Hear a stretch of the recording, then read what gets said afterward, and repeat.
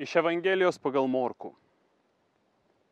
Taip jie ateina į Jerichą, o iškeliaujant jam su mokiniais ir gausinga minia iš Jericho, aklas Elgeta Bartimiejus, Timiejaus sūnus, sėdėjo prie kelio. Išgirdęs, jog čia Jėzus Nazarėnas, jis pradėjo garsiai šaukti: Dovydo sūnau, Jėzau, pasigailėk manęs. Daugelis jį draudė, kad nutiltų, bet jis dar garsiau šaukė: Dovydo sūnau, pasigailėk manęs. Jėzus sustojo ir tarė: pašaukite jį. Žmonės pašaukė neregį, sakydami: nenusimink, kelkis, jis tave šaukia. Tasai nusimetęs apsiaustą pašoko ir pribėgo prie Jėzaus. Jėzus prabilo į jį: ko nori, kad tau padaryčiau? Neregys atsakė: rabūni, kad praregėčiau. Tuomet Jėzus jam tarė: eik, tavo tikėjimas išgelbėjo tave. Ir tuojau pat praregėjo. Jis tuoj pat praregėjo ir nusekė paskui Jėzų keliu. Visiems puikiai žinoma Evangelijos ištrauka apie neregį iš Jericho. Įdomu. Evangelijos ištrauka prasideda prie žymiosios ir garsiosios Jericho tvirtovės, tos, kurios negalėjo įveikti jokie žmonių ginklai, tačiau įveikė maldos ir šaukimasis į viešpatį, kada izraelitai kažkada ėjo aplink tą tvirtovę, melsdamėsi taip, kaip Dievas buvo jiems nurodęs. Ir štai prie šio kelio mes sutinkame neregį. Dažniausiai, kai kalbame apie sergančius, apie neregius, apie nusidėjėlius, mes galvojame apie kitus žmonės. Tačiau reikia pripažinti, kad kiekvienas žmogus pasaulyje be viešpaties yra neregys.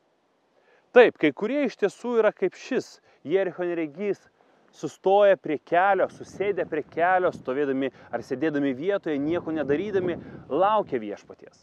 Ar tai yra blogai? Na, jie laukia ir klausosi. Štai jisai išgirdo pro šalį einantį Jėzų ir kai sužinojo, kad tai jis pradėjo jo šauktis.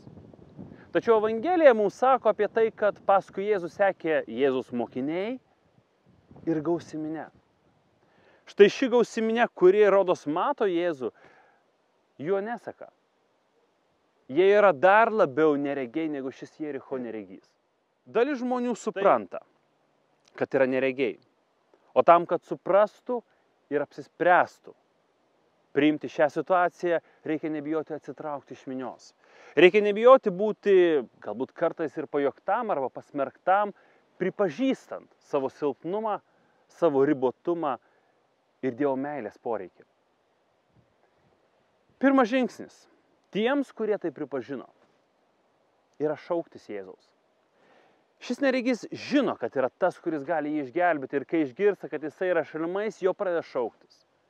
Ir štai iš tų daugelio, kurie yra neregiai, arba visų, kurie yra neregiai, dalis žmonių pripažįsta ir laukia Jėzaus.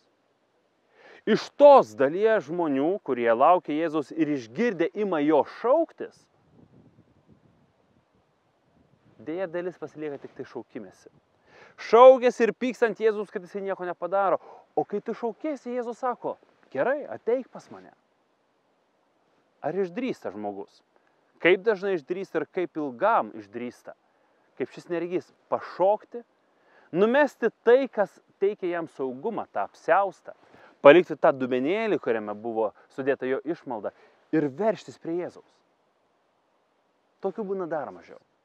Tas žmogus, kuris apsisprendė, pribėgęs prie Jėzaus, išgirsta Jėzaus klausimą: ko nori? Ką tau padaryti?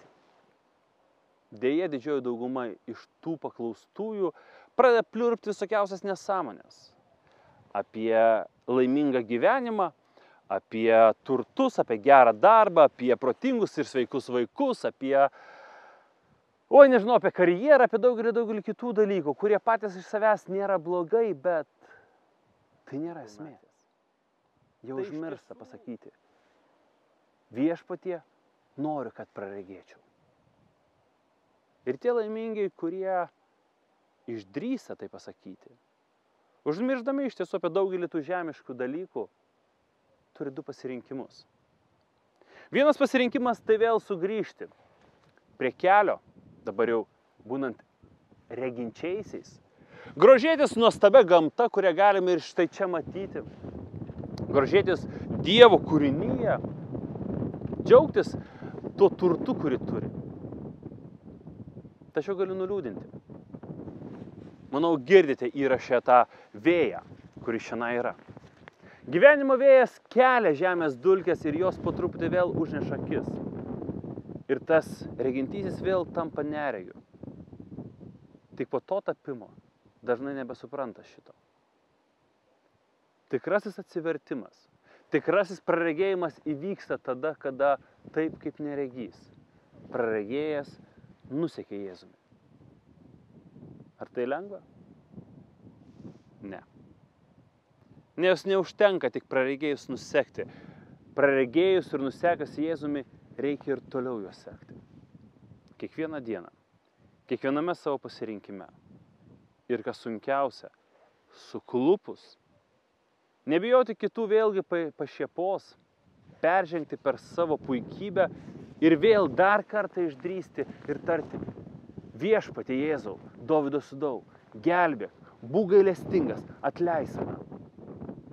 Praregėjimas yra nuolatinis atsivertimas. Kiekvieną dieną, kiekvieną kartą, ilgai nedelsiant. Dėkokime Jėzui, kad davė visas galimybės mums pasiekti šį atsivertimą. Ir jis trokšta jį duoti. Trokšta, kad mes praregėtume. Bet mums reikia pirmas žengti žingsnį link jo, o antras paprašyti. Ir trečias dalykas, priėmus tą praregėjimą, nusekti paskui juo. Kūrinė yra graži, bet Viešpats nuostabesnis.